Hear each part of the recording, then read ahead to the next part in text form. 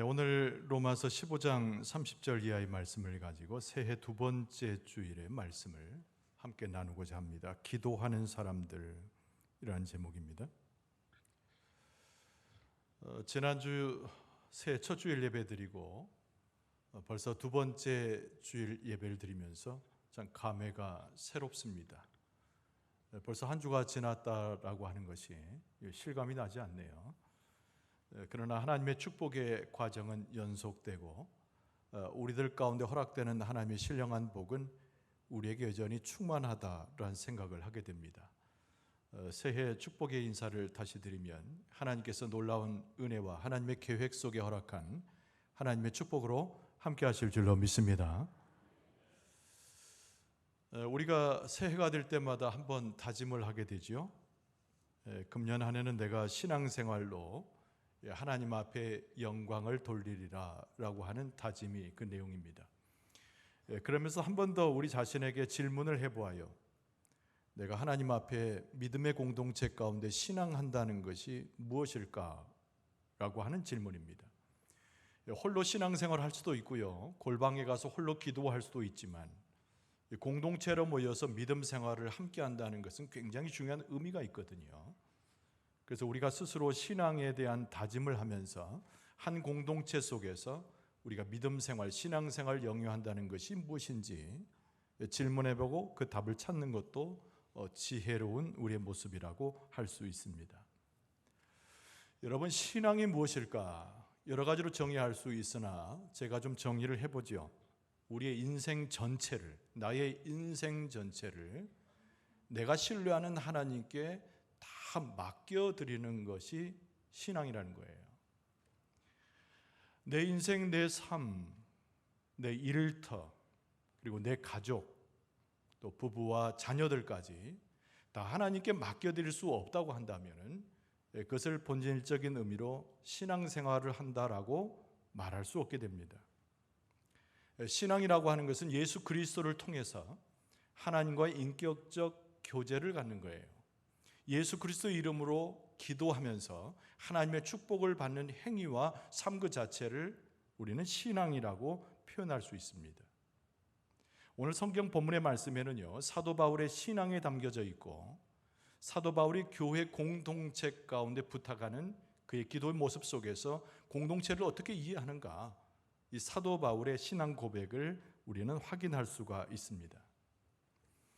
오늘 본문의 말씀 이면에 있는 사도 바울이 고백하는 교회 공동체, 연령의 다양함도 있고요, 문화의 다양함도 있고 언어의 다양함 가운데 있지만 우리는 믿음 안에서 그리스도 안에서 한 형제가 되고 자매가 된다고 하는 사도 바울의 고백적 표현이 등장합니다. 그래서 사도 바울이 굉장히 급한 마음에 한 가지 교회 공동체에 부탁하는 것이 있는데 그것이 바로 기도해 달라고 하는 중보 기도회 부탁이 오늘 본문의 말씀의 배경이 되고 있습니다. 홀로 기도하는 것이 아니고, 그리고 일부분의 사람에게 부탁한 것이 아니고 로마에서 믿음 생활하는 로마 교회 공동체 전체에게 자기 자신의 삶의 문제를 놓고 기도해 달라고 요청하는 것이 오늘 본문의 말씀의 배경이라는 것입니다. 기도로 함께 할 수 있는 사람, 기도 가운데 형제임을 보고 기도 가운데 우리가 서로 자매임을 확인할 수 있는 사람, 그런 사람이야말로 교회 공동체 가운데 신앙의 실천을 하는 하나님의 백성이라고 하는 것을 우리는 깨닫게 됩니다. 그리스도의 역사, 놀라운 하나님의 역사는 우리 가운데 이미 예견되어졌지요. 하나님의 계획이 있습니다. 우리를 지으실 때부터 지금까지, 그리고 앞으로도 하나님의 계획이 있어요. 그런데 그 모든 계획은 무엇을 통해서 이루어지는 것인가? 개인의 신앙일 뿐만 아니라 교회 공동체의 신앙의 고백과 기도 가운데 하나님의 계획이 실천된다는 것을 우리는 기억할 필요가 있습니다. 여러분, 새해 많은 계획들을 세우셨지요. 또 우리 교회 공동체도 계획을 세웠습니다. 그러나 이것이 하나님의 뜻에 벗어나지 않는 이상, 하나님께서 우리에게 주시는 개인의 계획과 교회 공동체의 계획인 이상, 우리의 기도의 모습 가운데, 함께 신앙하는 우리의 모습 가운데 그 모든 계획이 하나님 안에서 열매를 맺고 많은 것으로 성취되어서 하나님의 영광을 구하게 될 줄로 믿습니다. 오늘 사도 바울이 길을 떠납니다. 여행길을 떠나면서 로마에 있는 교회에 편지하며 기도를 요청하고 있어요. 근데 이것이 간단한 기도의 부탁이 아닙니다. 뭔가 굉장한 열심을 드러내야 할 중보 기도의 특징을 가져요. 뭔가 목숨도 걸어야 될 것 같습니다. 그의 열정 자체가 대단한 것이고, 사도 바울은 상당한 심각한 상태에서 로마에 있는 교회에 기도를 부탁하고 있기 때문입니다. 여러분, 오늘 본문의 말씀 30절에 보면 형제들아 그랬습니다. 아까 제가 설명한 대로 믿음의 공동체, 기도할 수 있는 우리의 관계, 형제들아 이렇게 불렀어요. 그리고 나서 사도 바울이 말하죠. 너희 기도에 나와 힘을 같이 하여 나를 위하여 하나님께 빌어달라. 이 내용입니다. 여러분, 운동선수가 경기에 나가면 어떻게 됩니까? 100m 달리기 단거리 선수라고 한다면 저 골인 지점을 놓고 만약에 올림픽이라고 한다면 4년간 훈련했던 그 피와 땀방울을 그 100m 10초간 뛰면서 전력을 다해서 뛰지 않겠습니까? 전쟁터에 나간 용사를 비유할 수도 있습니다. 평상시에 목숨을 걸고 훈련했던 병사가 전쟁터에 나가면 지는 것은 곧 죽음이기 때문에 전쟁에 승리하기 위해서 목숨을 걸고 싸우기 마련입니다. 사도 바울이 로마에 있는 교회에 이 기도를 부탁하면서 마치 그것을 연상하여 그 연결선상에서 부탁하고 있는 것입니다. 단순하게 기도하는 것이 아닙니다. 그저 그렇게 목소리를 얹혀서 기도하는 것도 아닙니다.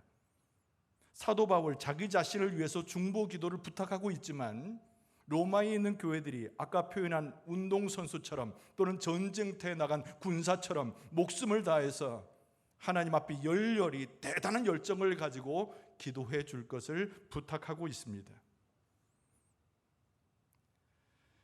여러분, 우리의 믿음의 삶이라고 하는 것은 영적 싸움과 같아요. 또는 영적 전쟁이라고도 표현합니다. 마귀에 대항하는 것이기 때문에, 그리고 홀로 서 있는 자리가 아니라 함께 모여서 믿음을 가지고 하는 행위이기 때문에 우리의 모든 믿음의 행위와 기도는 특히 영적 전쟁에 속하는 것입니다. 여러분, 요한계시록 8장 4절에 보면은 거기서 이런 말씀을 적어놨어요. 향연히 성도의 기도와 함께 천사의 손으로부터 하나님 앞으로 올라가는지라. 환상적인 의미죠. 매우 몽환적 표현입니다. 근데 이 말씀을 자세히 보면 기도가 향불을 타라서 향연으로 올라가는데 그냥 올라가는 것이 아니라 천사들이 그 기도를 가지고서 하나님 앞에 가져간다고 하는 직접적 표현이에요. 여러분, 우리의 중보자 되신 예수 그리스도를 통해서 우리는 기도하고 믿음으로 애쓰고 많은 것으로 하나님 앞에 나가길 원하잖아요. 근데 요한계시록의 사도 요한은 우리에게 말하기를 그것이 향불이 되어서 예수 그리스도를 통하여 그리고 천사들이 그 기도를 가지고 하나님 앞에 나아간다. 여러분, 기도는 간단한 것이 아닙니다. 기도는 생명을 거는 거예요. 기도로 하고 하는 것은 우리의 믿음의 총체를 표현하는 것이고 우리의 삶 전체를 거는 것이고 거기에는 우리의 생명이 달려져 있고 하나님과 인격적 교제의 대표적인 것이 기도입니다.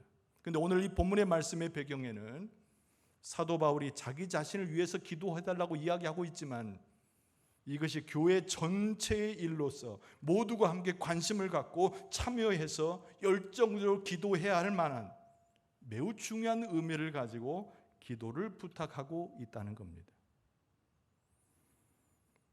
오늘 본문의 말씀에 등장하는 사도 바울은 로마에 있는 교회에 어떤 기도를 부탁했을까요?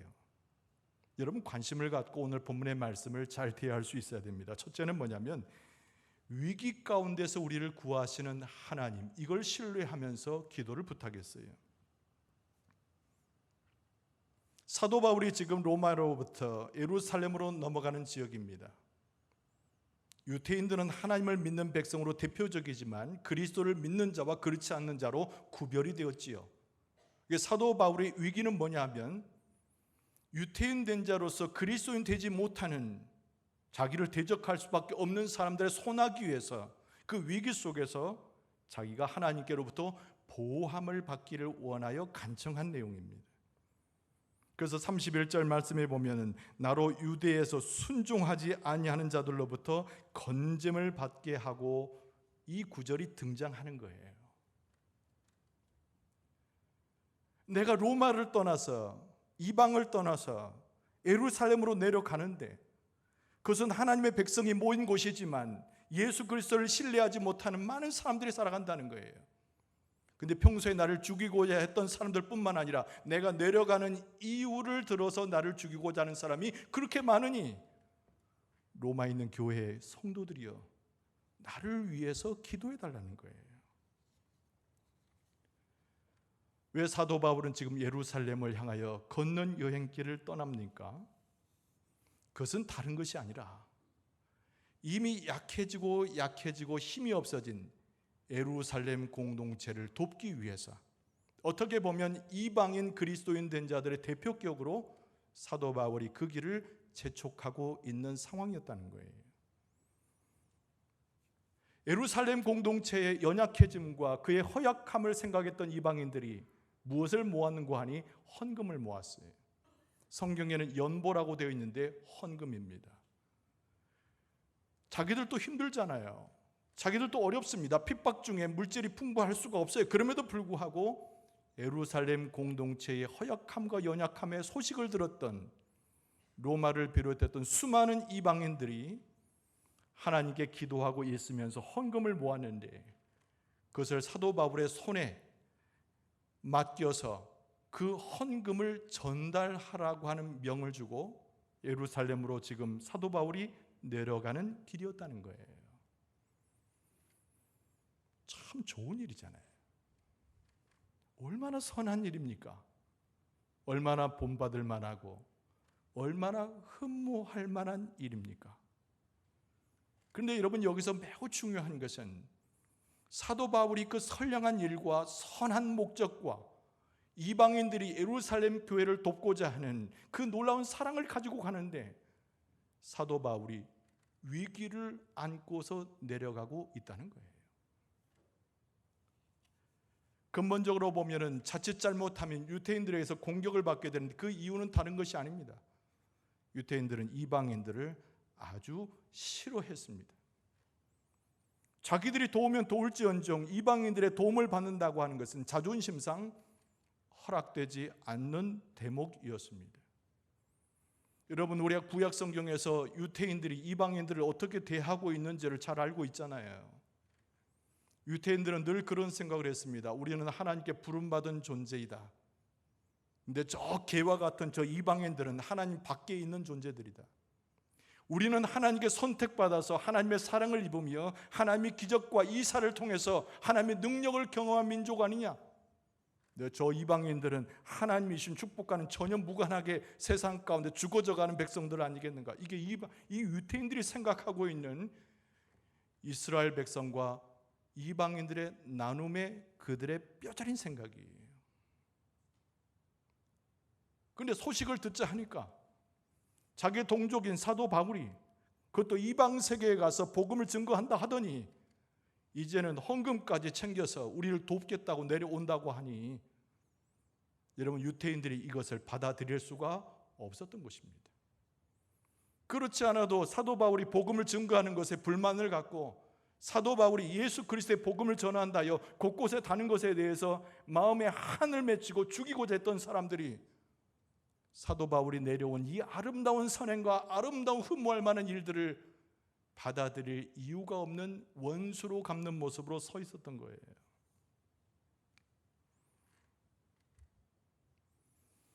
그러나 오늘 본문의 말씀을 대하는 우리는 너무나 잘 알지요. 예수 그리스도께서 이 땅에 오셨을 때 유대인이 생각했던 그 모습과 이방인들의 처지는 완전히 역전되었다는 것을 우리는 잘 압니다. 예수님께서 유대인 나라 자기 땅에 오셨잖아요. 구약에 예언된 메시아로 오셨잖아요. 그럼에도 불구하고 유대인들은 대부분이 예수 그리스도를 메시아로 영접하지 못했습니다. 하늘로부터 내리신 하나님의 은혜를 경험하지 못하고 하나님의 축복이 무엇인지를 경험하지 못하고 여전히 교만과 자기의 과거에 하나님의 택하심의 혈통만 생각하고 스스로 자고하여 무너진 자들이 유대인들이에요. 예수 그리스도의 복음이 전파가 되면은, 예수 그리스도의 하나님의 나라의 좋은 소식이 들려졌을 때 회개하고 주님 앞에 돌아와야 되건만은, 유대인들은 그러지 못하고 자존심 가운데 머뭇거리며 그 하나님의 은혜와 축복을 이방인들에게 빼앗기고 있었다는 겁니다. 그래서 이게 이스라엘 백성들 사회에서뿐만 아니라 교회까지도 유대인 출신으로서 그리스도인하고 이방인 출신으로서 그리스도인들 간에 갈등의 씨앗이 되었던 것이죠. 선한 행위지만은, 하나님 보시기에도 아름답고 합당한 일이지만은, 사도 바울이 예루살렘 길로 내려오는 길에는 마음의 부담과 목숨에 대한 위기의식을 가질 수밖에 없었다는 거예요. 그래서 사도 바울이 수천 킬로미터 떨어져 있는 로마에 있는 교회에 편지하면서, 내가 이런 해를 당하지 않도록 하나님의 뜻이 이루어지는 모든 순적한 과정이 되도록 너희들이 나를 위해서 중보기도 해달라고 요청하고 있는 것입니다. 여러분, 우리는 구약 성경과 신약 성경을 다 통하는 관통적인 의미로 봐야 돼요. 결국 구약 성경의 역사와 그 역사는 신약 성경과 오늘 사는 우리에게 똑같이 적용이 됩니다. 우리가 출애굽기서를 보면은 어떤 주제를 만납니까? 종되었던 자들이 해방되어 돌아온 사건으로 이해하죠. 억눌렸던 우리의 심령이 해방되어서 하나님의 축복을 경험하는 놀라운 것들을 증거하는 책으로 이야기합니다. 당연하지요. 그 말 자체가 애굽을 떠났다고 하는 출애굽기 아니겠습니까?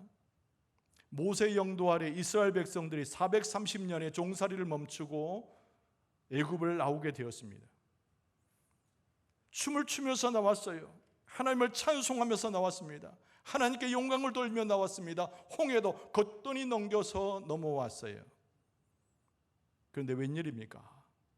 이스라엘 백성들 앞에 놓인 것은 간조한 땅, 광야가 기다리고 있었다는 거예요. 광야는 그들에게 뜨거움과 그리고 수없는 추위에 그들을 갈등하고 고통스럽게 했습니다. 그래서 수많은 짐승들이 그를 죽이려고 했고, 그리고 무엇보다도 감당할 수 없었던 것은 젖과 꿀이 흐르는 가나안 땅은 하나님이 예비하셨다고 말씀하셨는데, 그곳에 이미 기거했던 7 부족은 이스라엘 백성들이 범접할 수 없을 만큼의 군사력과 엄청난 힘을 가진 자들이었다는 거예요. 출애굽의 기쁨, 하나님의 역사, 하나님의 권세와 그 은혜를 경험했건만 이스라엘 백성들이 나와서 결국은 접하였던 것은 그 광야의 땅과 두려움과 공포였다는 거예요. 그러나 우리는 그 결과를 알지요. 하나님은 이스라엘 백성들을 보호하시고 결국은 하나님의 약속의 땅인 가나안으로 들어가게 하셨어요.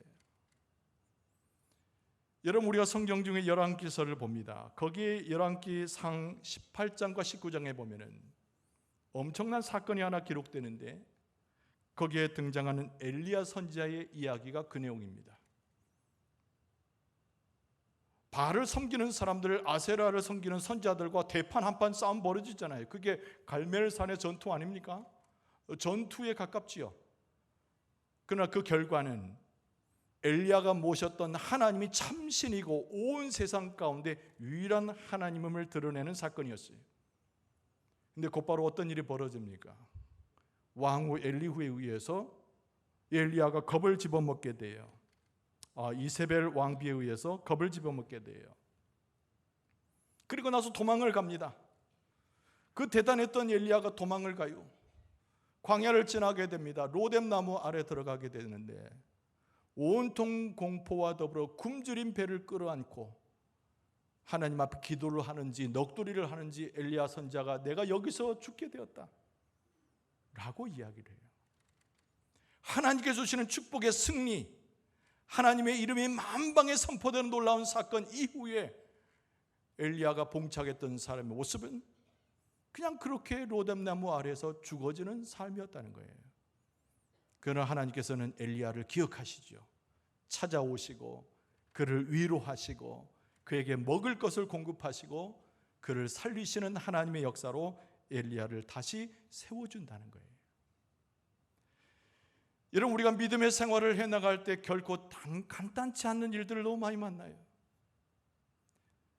하나님께서 공동체를 세워주시고 공동체 가운데서 신앙생활을 하게 할 때 내 스스로 견딜 수 없는 것을 공동체에서 해결하게 하시며, 나 스스로밖에 누릴 수 없는 것들을 함께 나누며 공동체가 세우기를 원하셨지만은, 그러나 공동체 가운데 신앙생활을 한다는 것이 때로는 시련이 되기도 하고 때로는 우리에게 고통이 되기도 하고, 소위 말해서 주의 일을 하다가 우리가 쓰러지는 경우를 맛보게 된다는 거예요.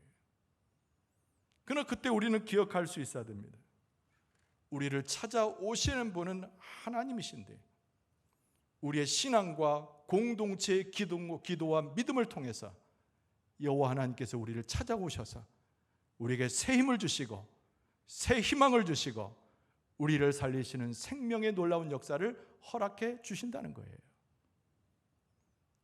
예루살렘으로 가는 길은 선한 길이었으나, 예루살렘으로 내려가는 길은 이방인의 따뜻한 사랑을 안고 가는 길이었으나, 유대인들의 죽음을 위협하는 그 위기 앞에서 사도 바울은 전전긍긍해하며 로마에 있는 교회에 기도를 부탁하고 있는 거예요. 그러나 여러분, 하나님께서 하나님께 기도의 향불을 드리는 로마에 있는 교회 성도들의 기도를 들으시고 바로 이 오늘 사도 바울을 보호하시고 인도하신 것처럼 우리의 삶 가운데서도 우리가 믿음 생활해 나가고 신앙 생활해 나갈 때 우리 공동체를 지키시고 우리 공동체 가운데 더할 나위 없는 하나님의 축복과 은혜를 허락해 주실 줄로 믿습니다. 그런데 여러분, 오늘 본문의 말씀에 조금 더 나아가면 점입가경이에요. 심각한 상황의 위기가 잦아드는 것이 아니라 더 높아지는 상황을 묘사하고 있습니다. 그러나 중요한 주제는 위기를 하나님의 복으로 바꾸시는 분이 하나님의 섭리이죠. 사도 바울의 정작 위기는 어디 있었냐면 예수님을 알지 못한 유대인들의 위협에 있는 것이 아니고 예루살렘 공동체 안에 들어와 있는 유대인 출신의 그리스도인의 문제가 훨씬 더 큰 위기였다는 거예요. 그래서 31절 하반절은 이렇게 말합니다.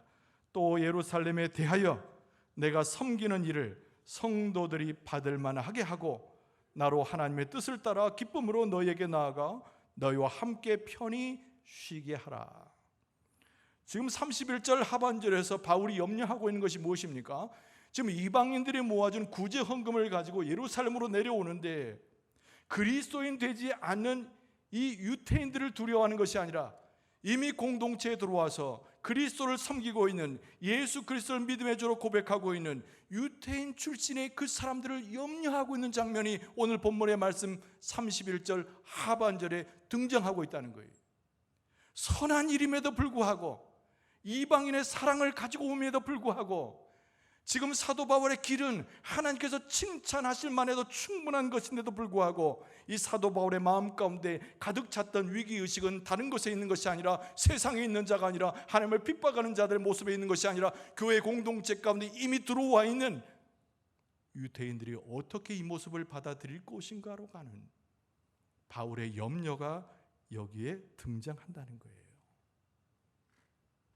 비록 교회 공동체 안에 들어와 있으나 그들은 이미 유태인된 자들이었고, 비록 교회 공동체 안에서 예수 그리스도를 주로 삼고 신앙생활을 하지만은 그들의 태생 자체가, 그들의 생각과 그들의 마음이 유태인의 의식에서 벗어나지 못하므로 내가 이 헌금을 그들에게 갖다 주었을 때 혹시 그들이 거절하지는 않겠는가 라고 하는 것이 사도 바울의 염려였다는 거예요. 주는 것을 거절하는 것은 단순한 얘기지만 여기에 초대교회 공동체의 역사로 볼 때는 매우 중요한 사건인 거예요. 만약에 예루살렘 교회 공동체 안에 들어와 있는 유대 출신의 그리스도인들이 이방 출신의 그리스도인들이 가져다 준 헌금을 거부하게 되면 어떤 일이 벌어집니까? 그야말로 유태인과 이방인은 만날 수 없는 길로 갈라지게 되는 것이죠. 성령의 인도함 따라 하나가 되고 예수 그리스도의 십자가로 공동의 고백을 했건만은 이 사건 때문에 이것을 거절하는 교회 안에 들어와 있는 유대인 출신들의 반응 때문에 만날 수 없는 평행선을 긋고 유대인들과 이방인들은 나눠질 수 있는 상황이 곧 발생할 수 있다는 거예요. 그러나 사도 바울은 이 헌금을 전달하는 것에 주저하지 않습니다. 왜 그런고 하니 이 헌금을 주고받는 과정 자체가 이방인들과 유대인들이 예수 그리스도 안에서 한 공동체에서 하나를 이룰 수 있는 출발이 되기 때문에 그런 거예요. 그래서 사도 바울은 자기의 목숨이 중요하지 않습니다.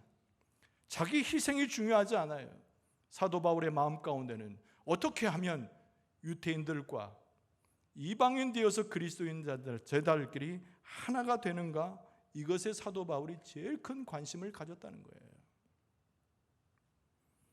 바울은 죽음을 각오하고 예루살렘으로 내려가는 길을 멈추지 않았어요. 이것이 오늘 본문의 말씀의 핵심적 내용입니다. 예수님의 수제자였던 베드로, 그 사람은 자기가 쓴 서신의 이 장면과 함께 어떤 말씀을 기록했을까요? 베드로전서 2장 6절에 보면은 사도 베드로가 이렇게 썼습니다. 성경에 기록되었으되 보라, 내가 택한 보배로운 모퉁이 돌을 시온에 두노니 그를 믿는 자는 부끄러움을 당하지 아니하리라 하였으니 라고 쓰고 있어요. 베드로는 무엇을 기억했을까요? 교회의 고난과 더불어서 그리스도의 공동체가 든든히 서갈 때 가장 핵심적인 무엇인가를 베드로 사도는 그의 서신 베드로전서에 기록하고 있었다는 거예요. 근데 베드로전서 2장 6절은 무엇으로 시작합니까? 성경에 기록되었으되 이렇게 시작이 돼요. 결국 말하면 구약 성경을 이야기해 두고 있는 겁니다. 이런 구약 성경에 등장하는 이사야 선지자의 말씀을 언급하고 있는 것이죠. 여러분, 이사야 선지자의 시대에 에브라함이 하나님 앞에 불순종하고 하나님을 전적으로 신뢰하지 못했던 그의 어리석음에 대해서 성경은 낱낱이 기록하고 있습니다. 바벨론의 침공이 이스라엘을 뒤덮었어요. 온 국토가 두려움에 쌓이고 이제 멸망되었구나라고 하는 위기의식이 한층 올라가게 됩니다. 그때 어떻게 해야 됩니까? 이사야 선지자는 당연히 하나님을 의지하고 하나님께서 이 백성을 어떻게 건지시는가 보라라고 하는 믿음의 선포를 해요. 그럼에도 불구하고 이스라엘이 선택한 것은 하나님을 선택한 것이 아니고 애굽을 선택합니다. 그리고 애굽과 조약을 맺고 애굽에게 도움을 요청하게 되지요. 이사야 선지자가 이야기하기를 그 모든 것들은 헛된 것이고 그것이 성공할지라도 의미가 없는 것이며 성공하지도 못하는 계략임을 깨우쳐 준 바가 있어요. 베드로 사도가 이야기합니다. 그때 이사야 선지자가 보라, 내가 택한 보배로운 모퉁이 돌을 시온에 두노니 그를 믿는 자는 부끄러움을 당하지 아니하리라, 이렇게 이사야 선지자가 이야기했다는 거예요. 하나님께서 이스라엘 곧 시온에 세우신 인물이 누구인가? 당연히 다윗이지요. 다윗 왕의 계보를 따라서 하나님을 믿는 백성은, 하나님을 철저히 신뢰하는 자는 세상 가운데 있어도 무엇을 당하지 않는다? 부끄러움을 당하지 않는다는 거예요.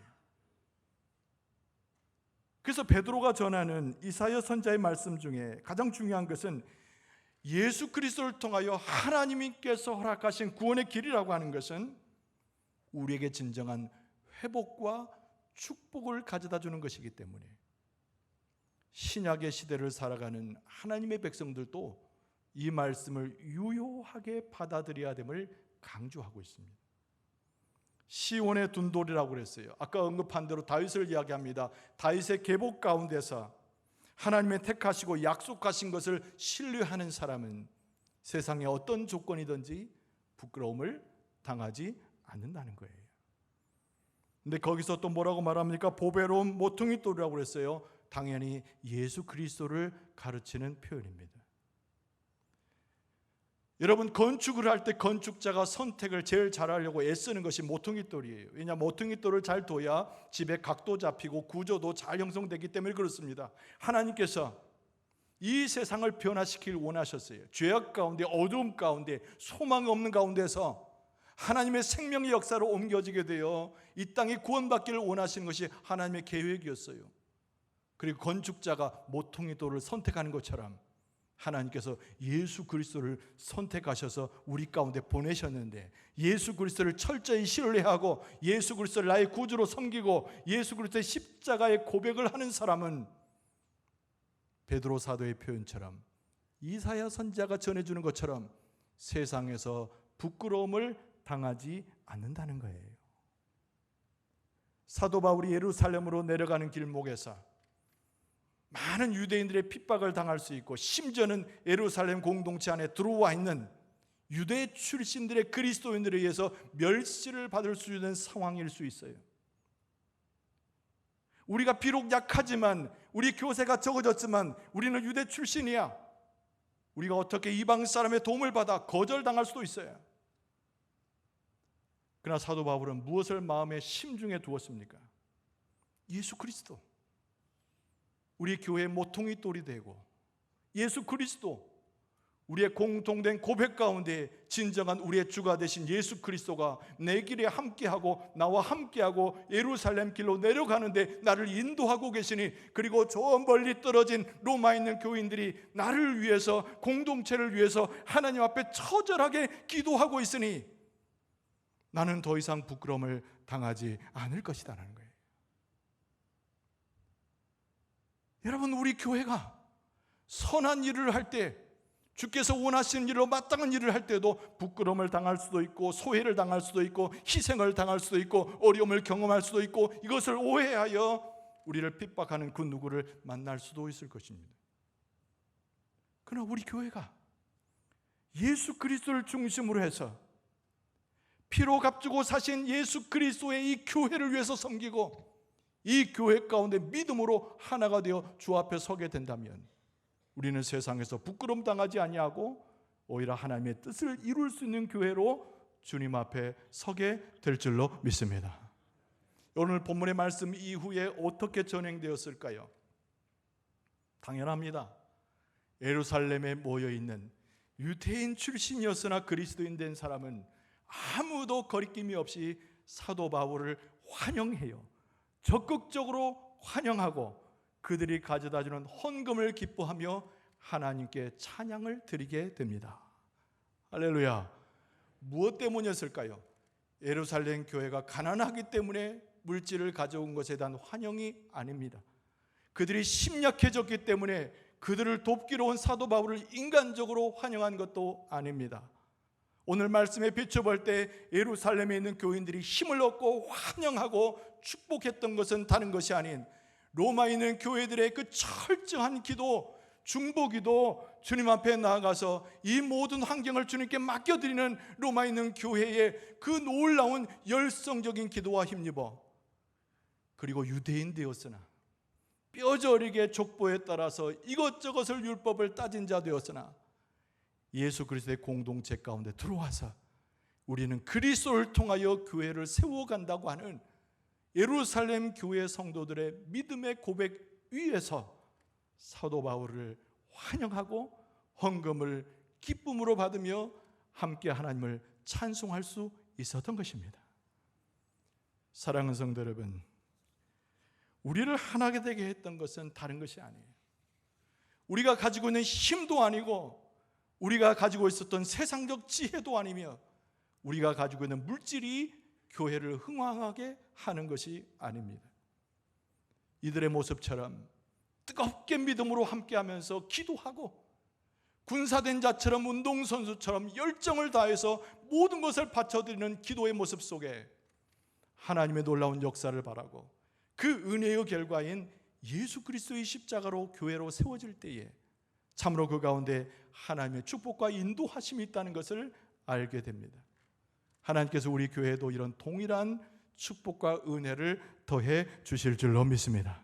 오늘 본문의 말씀의 33절은 무엇을 말합니까? 하나님의 놀라우신 은혜를 소망하며 그 은혜가 강조되는 말씀으로 오늘 끝맺고 있어요. 33절에 보면 평강의 하나님께서 너희 모든 사람과 함께 계실지어다. 아멘. 이렇게 붙여졌다는 거예요. 여러분, 우리가 하나님으로부터 받는 복이 무엇입니까? 신령한 복이라고 하는데 그 신령한 복은 다른 것이 아니에요. 내가 고통 중에 있어도, 시련 중에 있어도, 어려움 속에 있어도 하늘로부터 오는 평강을 받는 것이 최고의 신령한 복인 것이에요. 근데 그 신령한 복이 오는 길은 기도를 통해서 오는 것이고, 믿음을 통해서 오는 것이고, 공동체가 모여진 곳에서 오는 것이고, 하나님을 숭상하고 하나님을 경배하고 하나님을 찬송하는 곳에 평강이라고 하는 신령한 복이 충만하게 임하게 되는 줄로 믿습니다. 우리 가운데 들어온 것은 평강이요, 우리 가운데 들어온 것은 기도의 열심이요, 우리 가운데 들어온 것은 하나됨이니 이것이 하나님께서 기뻐하시는 우리의 모습이지 않겠는가? 여러분, 하나님의 평강이 우리의 삶이 어떠하든지 우리 가운데 충만히 임하는 하나님의 축복의 선물이 될 줄로 믿습니다. 우리는 함께 기도하고 나아가고 믿음으로 함께 주의 사명을 감당하고 어떠하든지 어떤 환경이든지 예수 그리스도를 기억해서 예수 그리스도의 십자가로 하나가 되어서 하나님의 뜻을 성취해 나가고 많은 열매들로 하나님 앞에 영광을 돌릴 수 있는 여러분과 저의 모습 되어줄 수 있기를 주의 이름으로 축원합니다.